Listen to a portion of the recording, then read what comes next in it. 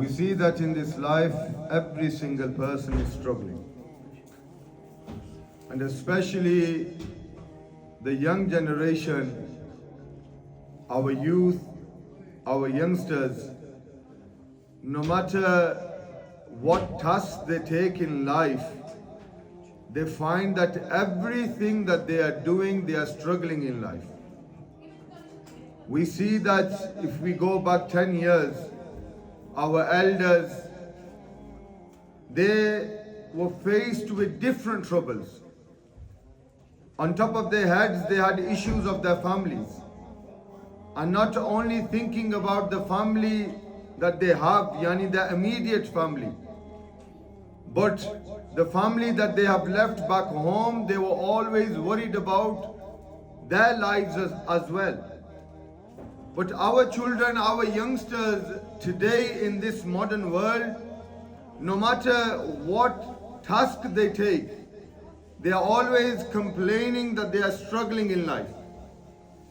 Whether it is education, whether it is their studies, whether it is their dealings with other people at home, out of home, no matter what task you give them, they always complain that they are struggling in life. And we need to understand what is the reason that our youngsters today are complaining that no matter what they try in life, they find it difficult and they are struggling with that task. The simple answer is that we, the elders, we were more attached with Muhammad and Ali Muhammad alayhi salatu wasalam. We were more attached with our deen. We were attached with the Quran. But our youngsters now, they are moving away from the Quran, which is a reality. The only time they probably hear the Quran or they recite the Quran is in the blessed month of Ramadan. It is our duty as parents to make sure that our children, they are with the Quran, they are with Ahlul Bayt alayhi salatu wasalam. Imam Jafar Sadiq alayhi salatu wasalam, Imam says, do not be deceived by the lengthy prayers. You know, when we look at someone, we say that, look, how long is his prayer? We look at the fact that, look, how lengthy is his recitation of the Quran. But look at the message that Imam Jafar Sadiq alayhi salatu wasalam is giving. He says, do not be deceived by their lengthy prayers or their abundant fasting. Verily it may be that man becomes attached to his prayer and his fasting, that if they were stopped, then he would be disturbed.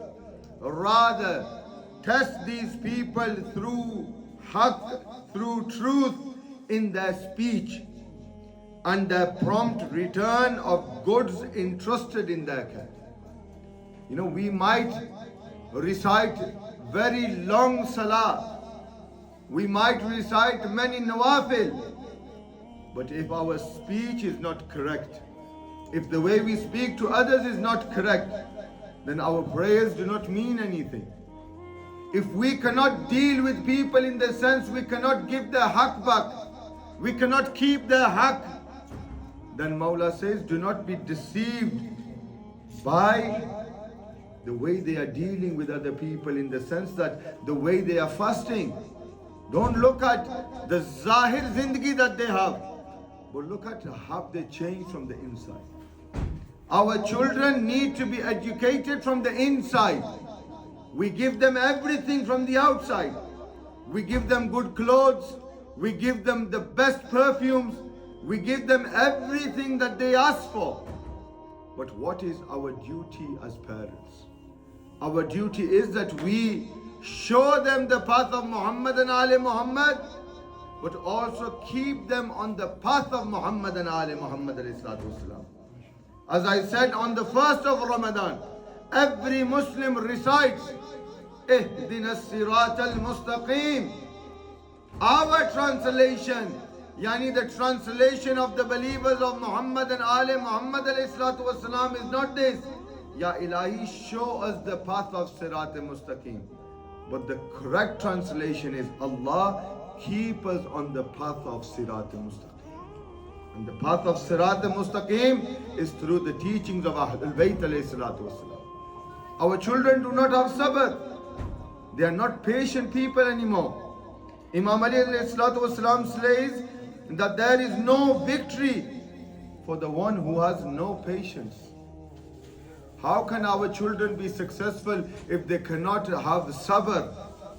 We need to teach them how to have sabr. We need to teach them how to be patient, because the good things always come to those who have sabr. Imam Ali ﷺ explains what is sabr. And if our children can understand this, that what is sabr, then inshallah they can develop a more connection with Ahlul Bayt ﷺ. Imam says that the connection of sabr is with the lives of Ahlul Bayt ﷺ. Look at the lives of Ahlul Bayt. Didn't Imam Ali ﷺ do sabr when his haqq was taken away from him? Didn't Imam Hassan ﷺ do sabr? Didn't Imam Hussain ﷺ do sabr in Karbala? Didn't Imam Zainul Abidin ﷺ do sabr? Look at their lives and learn from their lives. Change yourselves through the teachings of Ahlul Bayt. Turn to prayer. Ibadat. Wasta'inu bis sabri was salah. Sabr comes through prayer, comes through ibadat. Connect with Allah Azza wa Jal. Speak to Allah Azza wa Jal. This is a month in which you can speak to Allah Azza wa Jal. Manage your anger. This is the most difficult part for our children. They cannot manage anger. Teach them how to manage anger. You know, if someone says something to you and it upsets you, turn away, look away. Don't become angry. Control your anger. And then develop self-control. Learn to control yourself through practice, through the belief, through the teachings of Ahlul Bayt. Develop a connection with Ahlul Bayt. Develop to control yourself, have self-control. And finally, the fifth thing, build discipline. The blessed month of Ramadan teaches us discipline. 1 minute before iftari, you cannot open your fast. From the time that you close your fast to the time of iftari, how you control yourself, how do you build discipline? It is through these teachings in the blessed month of Ramadan that we can change ourselves. Have sabr. Control yourself.